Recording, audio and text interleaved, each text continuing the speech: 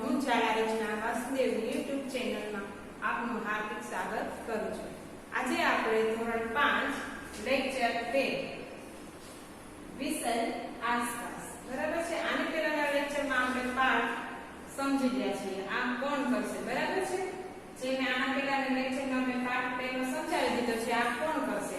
આજે આપણે એના પ્રશ્ન જવાબ જોવાના છે. જે પ્રશ્ન જવાબ આપણે ચિત્ર ઉપરથી જોવાનું છે. આ આખા પાઠમાં આપણે બધા પ્રશ્ન જવાબ છે એ ચિત્ર ઉપરથી જોવાના છે, બરાબર છે.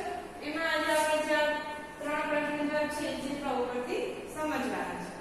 એમાં છે કે પહેલો પ્રશ્ન છે કે પહેલા ચિત્રમાં તમને શું દેખાય છે, બરાબર છે. તો તમે જોશો તો પહેલા ચિત્રમાં તમને એક બાળક છે એ દેખાય છે, બરાબર. તો એમાં શું આવે તો કે પહેલા ચિત્રમાં એક ઘર દેખાય છે, ઘરની બાજુમાં એક ઝાડ છે, ઝાડની બાજુમાં એક હેન્ડપંપ. હેન્ડપંપ એટલે આપણે જે સાદી ભાષામાં છે ડંકી કહીએ છીએ, બરાબર.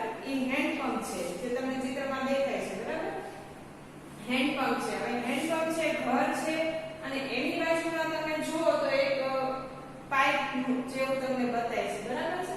એ પાઇપ છે, એ પાઇપ શેનો મૂકેલો છે તો કે વરસાદ ચાલુ છે. જો ઉપર વાદળા દેખાય છે અને વરસાદ પડે છે, બરાબર. અને વરસાદ ચાલુ એટલે જે અગાસીમાં જે વરસાદનું પાણી પડે છે, આપણા ઘરે જે વરસાદ આવે ત્યારે અગાસીનું પાણી આપણે ખબર છે ને પાઇપ ના ભૂણામાંથી અથવા પાઇપમાંથી નીચે પડતું હોય છે. પણ આ ચિત્રમાં કેવી વ્યવસ્થા કરેલી છે તો કે જે અગાસીનું પાણી છે, ધાબા ઉપરનું પાણી છે, એ ક્યાં આવે છે તો કે જે પાઇપ મૂકેલો છે એ પાઇપ દ્વારા ક્યાં જમીનમાં ઉતરે છે. એ પાઇપ દ્વારા પાણી જમીનમાં ઉતરે તેવી વ્યવસ્થા કરેલી છે. જો તમે ચિત્રમાં પાઇપ બાજુમાં મકાન છે, એની બાજુમાં સાઈડમાં એક જાડો પાઇપ મૂકેલો છે. એ પાઇપ ક્યાં છે તો કે ડંકીની બાજુમાં છે, સાઈડમાં છે, બરાબર. અને એ પાઇપથી પાણી છે એ પાછું ક્યાં જાય છે, જમીનમાં. એ કયું પાણી છે તો કે વરસાદનું પાણી છે. વરસાદનું પાણી એ પાઇપ દ્વારા પાછું જમીનમાં જાય છે, બરાબર. એટલે શું થાય છે કે એનાથી પાણીનો પાછો રિસાયકલ પાણી થઈ જાય છે અને પાણીનો પાછો વ્યવસ્થિત રીતે ઉપયોગ થઈ જાય છે, બરાબર. એવી વ્યવસ્થા કરી છે. અને બાજુમાં જે છે એ છોકરો છે એ ડંકીમાંથી પાણીની ડોલ ભરી રહ્યો છે, બરાબર છે. ત્યાર પછી પ્રશ્ન નંબર બીજો કે બીજા ચિત્રમાં તમને શું દેખાય છે, બરાબર. તો કે બીજા ચિત્રમાં બે સ્ત્રી છે, બરાબર. એ પાણી ભરે છે. બે સ્ત્રી પાણી ભરવા આવે છે ત્યારે શું કરે છે તો કે બે સ્ત્રી પાણી ભરાઈને જે ડોલ અથવા તો જે ઘડો રાખેલો છે એ ભરાઈને પાણી છલકાઈ જાય છે. તો એ બે સ્ત્રી છે એ વાતો કરતી હોય છે. તો ત્યાં શું થયું તો કે પાણીનો બગાડ થયો, બરાબર છે. એટલે એ શું કહે છે કે પાણીનો બગાડ ન કરવો જોઈએ. એટલે પાણી જે છે એ ભરાઈને છલકાઈ જાય છે અને બે સ્ત્રીઓ વાતો કરી રહી છે. પછી સામે એની બાજુમાં બીજું ચિત્ર છે.